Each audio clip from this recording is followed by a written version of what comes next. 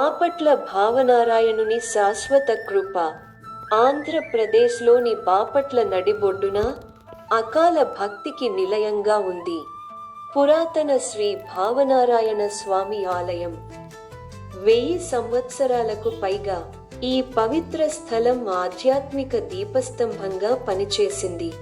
ఇక్కడ ప్రతి చెక్కబడిన రాయి ద్వారా చరిత్ర మరియు దైవత్వం ఊపిరి పీల్చుకుంటుంది. ప్రధానంగా చోళ మరియు విజయనగర యుగాలలో నిర్మించబడిన ఈ ఆలయం ఒక నిర్మాణ అద్భుతం. అపారమైన భక్తికి పేరుగాంచిన చోళ రాజులు భగవంతుడిని గౌరవించడానికి ఈ గ్రానైట్ గోడలను ఎత్తారని పురాణాలు చెబుతున్నాయి.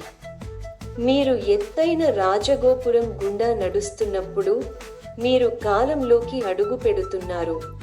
సంక్లిష్టమైన స్తంభాలు మరియు పవిత్ర ప్రాకారాలు ఒకప్పుడు ఈ గోడల లోపల రక్షణ మరియు శ్రేయస్సును కోరిన పురాతన రాజవంశాల కథలను గుసగుసలాడుతున్నాయి.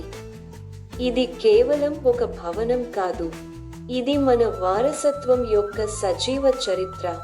ఈ ఆధ్యాత్మిక కోట మధ్యలో భగవంతుడు భావనారాయణ స్వామి, అతని భార్య రాజ్య లక్ష్మీదేవితో కలిసి నివసిస్తున్నాడు. ప్రభువు, విశ్వ రక్షకుడుగా గౌరవించబడ్డాడు. గర్భగృహం యొక్క లోతైన నిశ్శబ్దంలో ఆయన శక్తి అనుభూతి చెందుతుంది. స్వచ్ఛమైన హృదయంతో ఇక్కడ చేసే ఒకే ఒక ప్రార్థన జీవితకాల కర్మలను కరిగించి కలత చెందిన ఆత్మకు శాంతిని కలిగిస్తుందని భక్తులు నమ్ముతారు. ఆయన కరుణామయుడు, తన అనుచరులను జీవితపు చీకటి గుండా జ్ఞానం మరియు సమృద్ధి యొక్క వెలుగు వైపు నడిపించేవాడు. వార్షిక బ్రహ్మోత్సవాల సమయంలో ఉత్సాహభరితమైన శక్తి అయిన లేదా వైకుంఠ ఏకాదశి యొక్క ప్రశాంతమైన పవిత్రత అయిన ఆలయం సన్నిధి యొక్క ప్రకాశాన్ని ప్రసరింపజేస్తుంది. దైవిక ఉనికి. ఇక్కడ వేద మంత్రాల కంపనం మన అంతర్గత స్ఫూర్తిని విశ్వలయతో సమలేఖనం చేస్తుందని, ప్రవేశించే వారందరికీ రక్షణ కవచాన్ని అందిస్తుందని చెబుతారు.